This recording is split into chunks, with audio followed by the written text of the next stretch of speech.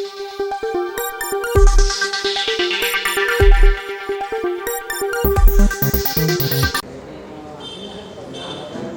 రాష్ట్ర వ్యాప్తంగా ఎన్నికల నగారా మోగింది. నగరపాలిక సంస్థలతో పాటు మున్సిపాలిటీ ఎన్నికలు ప్రచార ఓరు కొనసాగుతున్నాయి వివిధ రాజకీయ పార్టీ పక్షాలు.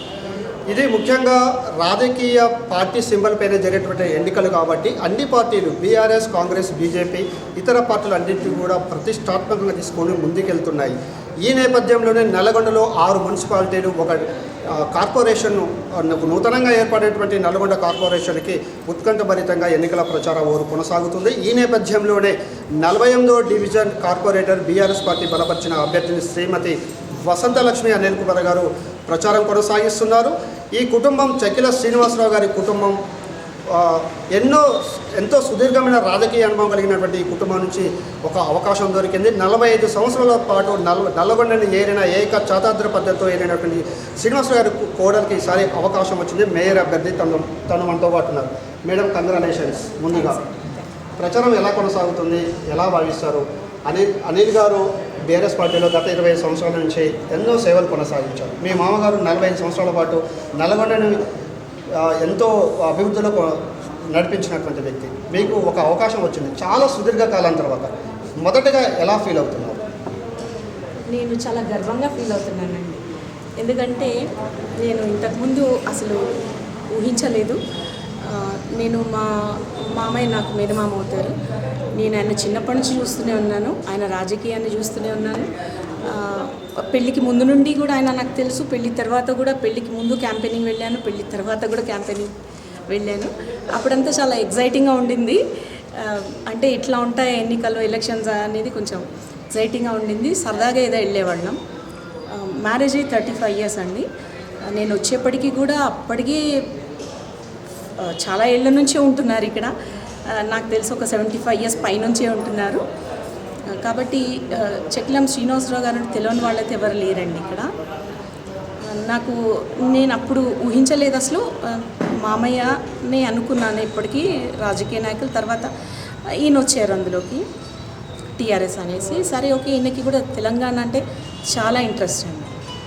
సో ఆ ఇంట్రెస్ట్తోని, అవుట్ ఆఫ్ ఇంట్రెస్ట్ ఆయన తెలంగాణ పార్టీలోకి వచ్చారు. కేసీఆర్ గారి రిక్వెస్ట్ మేరకు వచ్చారు. అప్పుడు స్టార్టింగ్ నుంచి ఉన్నారు. ఇది డే 1 నుంచి కేసీఆర్ గారితోనే ఉన్నారు. టీఆర్ఎస్ ఫార్మేషన్ నుంచి కూడా ఉన్నారు.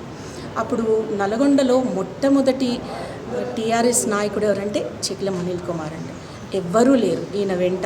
ఈయన జెండాలు పట్టుకొని, జెండాలు, దిమ్మెలు అవి ఆలోచిస్తే ఈయన వెంట 10 మంది కూడా నడవలేదు. అప్పుడు ఆ టైంలో కాంగ్రెస్ అంటే చాలా స్వింగ్లో ఉండింది. కాంగ్రెస్కి అగెన్స్ట్గా ఈ టీఆర్ఎస్ ఏంటి అనిపించింది నాకు. కానీ సరే ఇవన్నీ నేను ఆలోచన చేసుకుంటారని వదిలేశాను. అంటే నేను చెప్పేది డే 1 నుంచి ఆయన ఇక్కడ ఉన్నారు. ఇప్పుడు స్థాపించిన ఈ టీఆర్ఎస్ అది బీఆర్ఎస్ అయ్యి ఇప్పుడు ఇంత స్ప్రెడ్ అయింది, ఇప్పుడు ఇంత స్ట్రాంగ్గా అయిందంటే దాని బేస్ మాత్రం వేసింది చకిలం అనిల్ కుమార్ కాదండి. ఈయన నిస్సందేహంగా ఈయన పేరే చెప్పచ్చు. తర్వాత ఇంకా జాయిన్ అయిన వాళ్ళు చాలామంది ఉండొచ్చు. చాలా గర్వంగా కూడా చెప్తాను నేను. సో ఇది మా సొంత పార్టీలాగా ఫీల్ అవుతాను. అది మా మామయ్య గారు ఉన్నంత వరకు నాకు కాంగ్రెస్ అంటే అనిపించేది. బట్ ఇంకా మేము టీఆర్ఎస్కి వచ్చేసిన తర్వాత ఇంకా అప్పటి నుంచి నాకు ఇది సొంత పార్టీలాగా ఫీల్ అయ్యేదాన్ని. ఎందుకంటే డే 1 నుంచి మేము ఉన్నాం కాబట్టి. సో తర్వాత ఇంకా ఈయనే చూసుకుంటూ వస్తున్నారు. అది మన తెలంగాణ ఉద్యమంలో 14 ఏళ్ళు ఈయన శ్రమించడం, ఇవన్నీ మేము చూస్తూనే ఉన్నాము. ఆ ఉద్యమాలకి వాటన్నిటికీ మేము ఇక్కడికి వచ్చి ఇక్కడే ఉండిపోయేవాళ్ళం. ఈ జెండాలు, ఈ దిమ్మెలు, కార్యకర్తలు, భోజనాలు, అవన్నీ పోస్టర్లు, ఇదంతా ఒక పండగలాగా ఉండేది. ఇదంతా మా పిల్లలు కూడా బాగా ఎంజాయ్ చేస్తారు ఆ వాతావరణాన్ని. సో అదంతా 14 ఏళ్ల పాటు ఈయన కష్టపడ్డారండి బాగా. తర్వాత సరే ప్రభుత్వం వచ్చింది, మన టీఆర్ఎస్ తెలంగాణ వచ్చింది, టీఆర్ఎస్ ప్రభుత్వం ఫామ్ అయింది. తర్వాత ఈయనకి అవకాశం అయితే దక్కలేదండి. సరే రీజన్ ఏదైనా కానీ ఈయనకి పోటీ చేసే అవకాశం అయితే దక్కలేదు, ఏ పదవి కూడా దక్కలేదు. కానీ ఈయన మాత్రం అంటి పెట్టుకుని ఉన్నారు బీఆర్ఎస్ని. కేసీఆర్ గారిని నమ్ముకున్నారు, కేటీఆర్ గారిని నమ్ముకున్నారు. చాలా సన్నిహితంగా ఉంటారు కేటీఆర్ గారితో, వాళ్ళనే నమ్ముకొని ఉన్నారండి. ఇన్నాళ్ళకి ఈ టీఆర్ఎస్ ఫామ్ అయిన 25 ఇయర్స్ తర్వాత ఈయనకి ఇప్పుడు ఒక ఛాన్స్ వచ్చింది. అది అధిష్టానం లేదన్నా మీరు ఖచ్చితంగా మీ ఇంటి నుండి ఉండాలి, మీరు పోటీ చేస్తేనే బలంగా ఉంటుంది. ఎందుకంటే అక్కడ రూలింగ్ పార్టీ ఉంది, దానికి మనం అగెన్స్ట్గా వెళ్ళాలి అంటే మనం చాలా బలమైన క్యాండిడేట్ని పెట్టాలన్నా మీరైతేనే కుదురుతుంది. ఎందుకంటే మీరు మీ నాన్నగారి పేరు అవి ఉన్నాయి, పేరు వాటితోటి మీరు కొంచెం పార్టీలకు అతీతంగా మీకు వేసే ఛాన్స్ ఉంది. సో మీరు మీ డివిజనే కాకుండా మీరు నల్గొండలో ఉన్న మిగిలిన డివిజన్స్ని కూడా మీరు మీ ఇంపాక్ట్ చాలా ఉంటుంది. సో మీరు మిగిలిన వాళ్ళు గెలవడానికి కూడా ఛాన్స్ ఉంది. సో మీరు ఉండడం కరెక్ట్ అన్నా, అంటే మిగిలిన ఎవరైనా వాళ్ళ వరకు చూసుకోగలుగుతారు, కానీ మొత్తం ఈ 48 డివిజన్స్కి మార్పు తేవాలి అంటే మాత్రం ఓటర్లలో అది మీరవుతూనే సాధ్యమవుతుంది. మీ వల్లని మిమ్మల్ని చూసి కొంతమంది మారే ఛాన్స్ ఉంది. వేరే పార్టీ వాళ్ళు కూడా పార్టీలకు అతీతంగా మీకు వేసే ఛాన్స్ ఉంటుంది. సో మీరైతేనే బాగుంటుందన్నా అని 1-2 సార్లు కలవడం జరిగింది, వాళ్ళు చెప్పడం జరిగింది. సో ఫస్ట్ అనుకున్నారు మరి ఆడవాళ్ళు కదా, మరి నీకు ఇంట్రెస్ట్ ఉందా అని. ఇంకొంచెం షాక్ అయ్యాను, ఎందుకంటే జనరల్గా ఊహించుకోము కదా. బట్ నేను చిన్నప్పటి నుంచి చూస్తున్న మామయ్య కాబట్టి నాకు కొంచెం రాజకీయాలు అవన్నీ కూడా అవగాహన అయితే డెఫినెట్గా ఉంది. అసలు ఏమీ తెలియదని కాదు, బట్ ప్రత్యక్షంగా లేదు, ప్రత్యక్షంగా పాల్గొనలేదు. ఎందుకంటే మా వారికి టికెట్ ఇచ్చి ఉంటే బహుశా నేను ప్రత్యక్షంగా తిరిగేదాన్ని చాలా చోట్ల. సో ఈయనకు ఛాన్స్ రాలేదు కాబట్టి నేను ఎక్కడ ప్రత్యక్షంగా తిరగలేదండి. కాబట్టి ఇప్పుడు వచ్చింది, నేను సరే ఓకే ఖచ్చితంగా నిలబడదాం. ఎందుకంటే మనమైతే మనం గెలవడానికి ఛాన్స్ ఉందని అధిష్టానం నమ్ముతుంది, అండ్ మన ఇంపాక్ట్ చాలా ఉంటుంది అంటున్నారు. సో డెఫినెట్గా, ఎందుకంటే మనం రూలింగ్ పార్టీకి ఎదురు వెళ్తున్నాం. సో ఇది ఎదురీదడం, అది బలమైన క్యాండిడేట్ ఉండాలని వాళ్ళు నిర్ణయించుకున్నారు. డెఫినెట్గా మనమే అయ్యి ఉంటాం. అది ఏం కాదు, వెళ్దాం, మనం ట్రై చేద్దాం, మనం ప్రయత్నిద్దాం. చాలామంది మారుతూ ఉండొచ్చు, మన సైడ్ తిరుగుతుండొచ్చు అని అట్లా అని మేమైతే స్టార్ట్ అయ్యాము. ఎట్లుంది మేడం ప్రచారం వెళ్తున్నప్పుడు? ఇంటింటికి తిరుగుతున్నారు, ఇంత సుదీర్ఘ అనుభవం ఉన్న రాజకీయ కుటుంబం నుంచి మీరు ఇంటింటికి వెళ్తున్నప్పుడు ఆ ప్రజల యొక్క నాడి విన్నప్పుడు ఎట్లా అనిపిస్తుంది? మీ అనుభూతి ఎలా ఉంది? వాళ్ళ నుంచి స్పందన ఎలా ఉంది? నేను ఇప్పటిదాకా టీవీలో చూడడమే అండి. వాళ్ళు ప్రచారం చేస్తున్నారని వాళ్ళు ఏదో చెప్తుంటారు, వింటుంటాము. కానీ నేను ప్రచారానికి వెళ్తున్నప్పుడు, డోర్ టు డోర్ క్యాంపెయినింగ్కి వెళ్తున్నప్పుడు వాళ్ళ స్పందన అది లిటరల్గా ఒక మార్నింగ్ అవర్స్ వెళ్ళామండి. 140 ఇళ్ళు కవర్ చేశాను రోజు. మ్యాక్సిమం 135 అనుకుంటాను. మ్యాక్సిమం కొన్ని లాకేస్ ఉన్నాయి, బట్ 99% ఇళ్ళు చాలా బాగా స్పందించారు. అంటే వాళ్ళు ఎంతసేపటికి శ్రీనివాసరావు గారిని బాగా గుర్తు చేసుకున్నారు. కొంతమంది ఏమో మేము టీఆర్ఎస్ వెంటనే కేసీఆర్ గారే మాకు నాయకుడు అని కొంతమంది అన్నారు. కొంతమంది ఈయనను గుర్తుపట్టిన వాళ్ళు ఉన్నారు, వేరే పార్టీ వాళ్ళు ఉన్నారు. వాళ్ళందరూ కూడా పార్టీలకు అతీతంగా చేస్తామని ఖచ్చితంగా మాకు హామీ ఇచ్చారు. వాళ్ళు అన్నారు అన్నమాట, లేదు ఇక మీ కుటుంబాన్ని చూస్తుంటే మేము వేరే ఆలోచన చేసేది లేదు అంటే, మేమన్నా మా ఒక్క 48 డివిజన్లే కాదండి, మిగిలిన ఆల్ డివిజన్స్లో కూడా 47 రెస్ట్ ఆఫ్ ద 47 డివిజన్స్లో కూడా మీరు ఓటర్లని చెప్పండి, మీరు కొంచెం ఇట్లా మన గురించి చెప్పండి, అట్లంటే డెఫినెట్గా మనం చేద్దాం. ఎందుకంటే మీ కుటుంబం మీద మాకు గౌరవం ఉంది.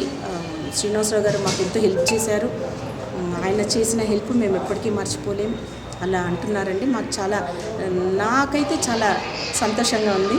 అంటే ఇలా మామయ్యని మళ్ళీ అందరు తలుచుకుంటుంటే చాలా ప్రౌడ్ ఫీలింగ్ ఉంది. చివరిగా మేడం, మీరు ఈ 48వ డివిజన్ ప్రజలకి మీరు ఆల్రెడీ పార్టీ అనౌన్స్ చేసింది, మేయర్గా కూడా ఉండబోతున్నారు. మీ వార్డును గెలిపించుకోవడంతో పాటు మిగతా 47 డివిజన్లు కూడా ఇంపాక్ట్ మీ విజయం పైన పడే ఉంటుంది. సో అట్లా కూడా మీ ప్రభావితం ఉంటుంది. అదేవిధంగా ఈ 48వ డివిజన్ ప్రజలతో పాటు ముఖ్యంగా ఈ మిగతా డివిజన్లకు మీరు ఇచ్చేటటువంటి రిక్వెస్ట్, వాళ్ళ నుంచి మీరు ఏం ఎక్స్పెక్ట్ చేస్తున్నారు, వాళ్ళకి ఇచ్చేటటువంటి మెసేజ్? అంటే ఓటర్లకి మెసేజ్ అంటున్నారా? ఈ నల్గొండ ఈ అన్ని డివిజన్స్ ఓటర్లకి నేను రిక్వెస్ట్ చేస్తున్నానండి, మీరు గతంలో బీఆర్ఎస్ పార్టీకి అండగా ఉన్నారు, గెలిపించారు, చాలామంది క్యాండిడేట్స్ని గెలిపించారు, కౌన్సిలర్లని. ఇండిపెండెంట్గా వేసిన వాళ్ళు కానీ ఇంకా వేరే ఎవరైనా కానీ వాళ్ళందరూ క్లీన్ స్వీప్ అయిన ప్లేసెస్ చాలా ఉన్నాయి.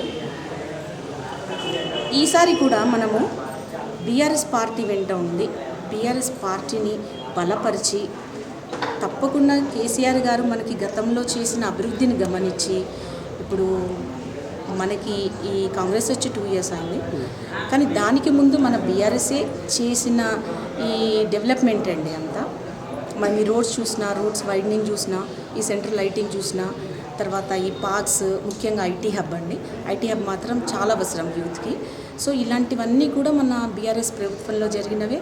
ఈ కేటీఆర్ గారు ఆయన చొరవ తీసుకొని ఐటీ హబ్ పెట్టించారు. సో ఇవన్నీ కూడా మనకి చాలా అవసరమైనవండి ప్రజలకి. సో ఇవన్నీ ఇంకా ముందు కూడా మనం ఇంతకన్నా బాగా చేసుకోవాలి. ఎందుకంటే ఇప్పుడు మనకి మున్సిపల్ కార్పొరేషన్ అయింది నల్గొండ. సో డెఫినెట్గా ఇంతకి మించి అభివృద్ధి జరగాలి అంటే ప్రజలందరూ ఆలోచన చేయండి. మనం ఏ పార్టీని మనం గుర్తించి ఏ పార్టీ మనకి అభివృద్ధికి దోహదం చేస్తుంది అని నమ్మితే ఆ పార్టీకి మాత్రమే ఓటేయండి. అది మీరు గతంలో మనకి బీఆర్ఎస్ పార్టీ చేసిందని రుజువు ఉంది.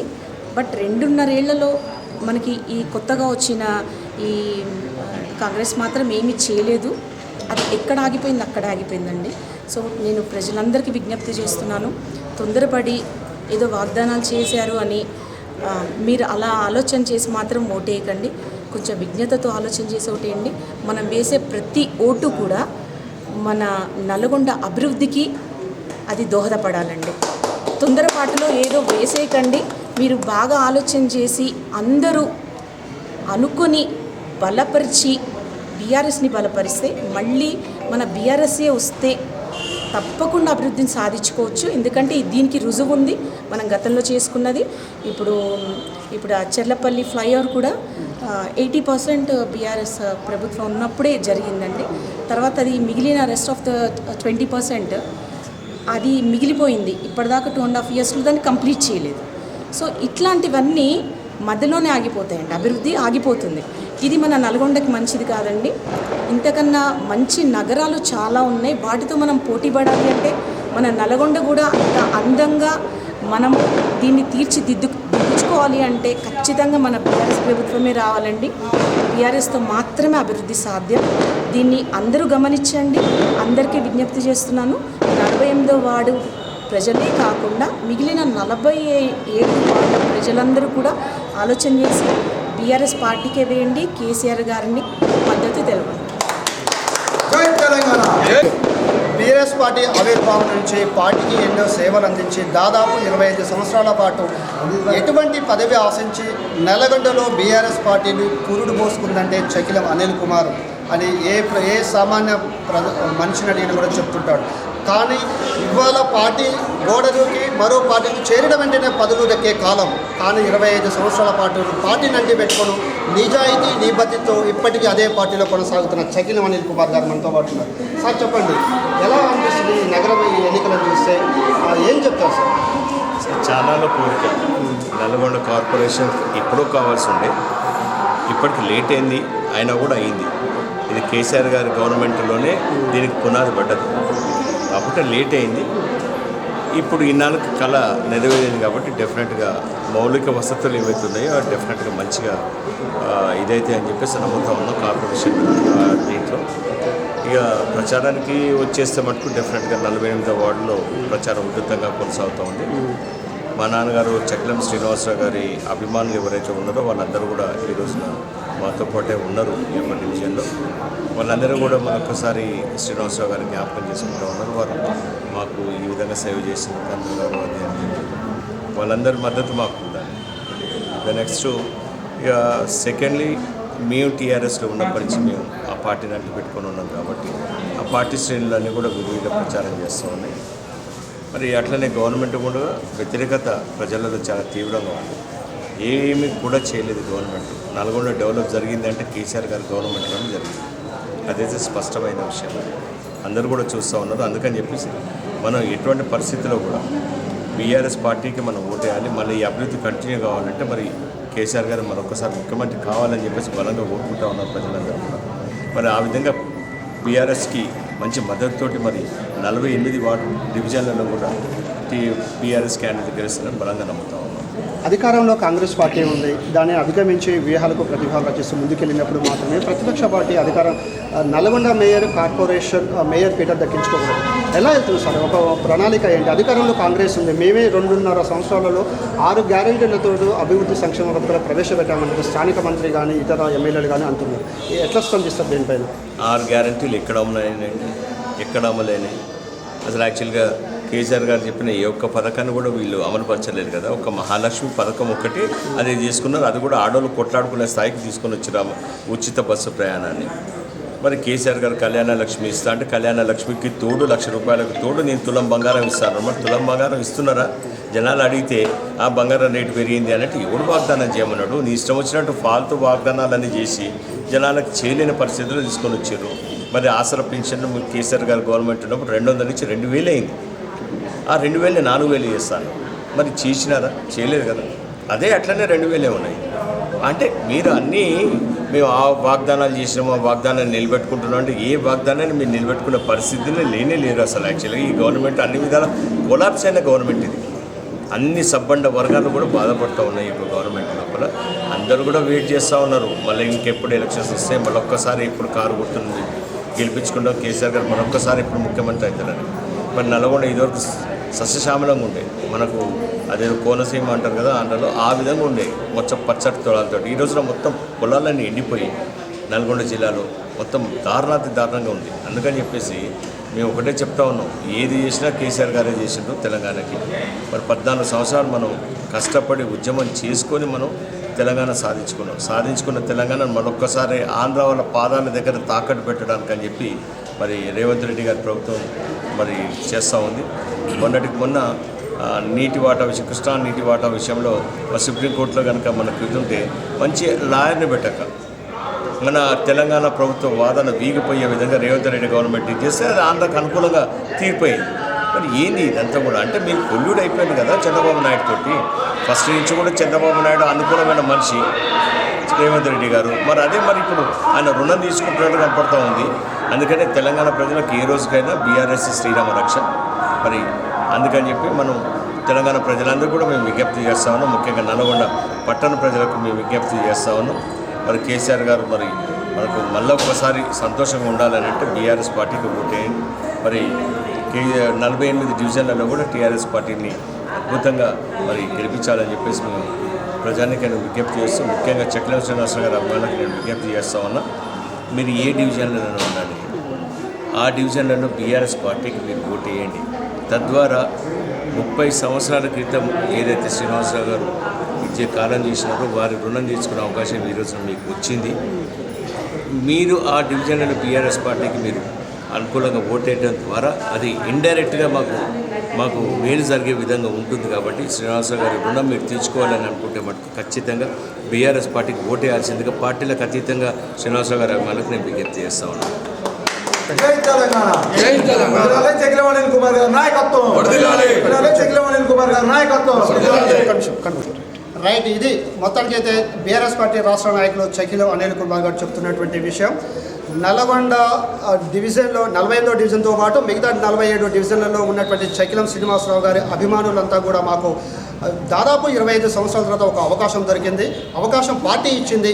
ఆ అవకాశాన్ని అభిమానులంతా కూడా మా వెంట నిలబడాలి, మాకు ఒక అవకాశం కల్పించాలి అండ్ మాకు ఈసారి ఓటు ద్వారా మీ అభిమానాన్ని చాటుకోవాలి. ఏ డివిజన్లో ఉన్నా కూడా ఏ పార్టీ నాయకులైనా సరే ఒకసారి అవకాశం కల్పించండి అని చెప్పేసి తాను విజ్ఞప్తి చేస్తున్నటువంటి పరిస్థితి. అంటే ఈ ఎన్నికలను నల్గొండ కార్పొరేషన్గా ఏర్పడిన తర్వాత మొట్టమొదటిసారిగా ఎన్నికలు జరుగుతుందంటూ బీజేపీ, కాంగ్రెస్, బీఆర్ఎస్ అన్ని పార్టీలు చాలా ప్రతిష్టాత్మకంగా తీసుకొని ఎలాగైనా సరే మేయర్ పీఠాన్ని కైవసం చేసుకోవాలి. ఈ మొదటిసారి ఎన్నికలు జరుగుతుండటం ఇది చారిత్రాత్మక విజయంగా నిలిచిపోతుందని రికార్డులో కూడా నిలిచిపోయేటటువంటి అవకాశం ఉండటంతో అన్ని పార్టీలు కూడా ప్రతిష్టాత్మకంగా తీసుకున్నాయి. 48వ డివిజన్ కార్పొరేటర్ చకిలం వసంతలక్ష్మి అనిల్ కుమార్ గారు విస్తృతంగా ప్రచారం చేస్తూ ప్రజలకు వెళ్తున్నారు, ప్రజల నుంచి మంచి స్పందన లభిస్తుందని చెప్తున్నారు. గత 10 ఏళ్లలో బీఆర్ఎస్ పాలన చూసి అందరూ కూడా మాకు ఆశీర్వదిస్తారనే ధీమా ఉంది. ఖచ్చితంగా మేము మేయర్ పీఠాన్ని బీఆర్ఎస్ పార్టీ కైవసం చేసుకుందని ధీమాను వ్యక్తం చేస్తున్నటువంటి పరిస్థితి. వీడియో జర్నలిస్ట్ నాగరాజ్తో సాగర్, 48వ డివిజన్ కార్పొరేటర్, నల్గొండ జిల్లా కేంద్రం.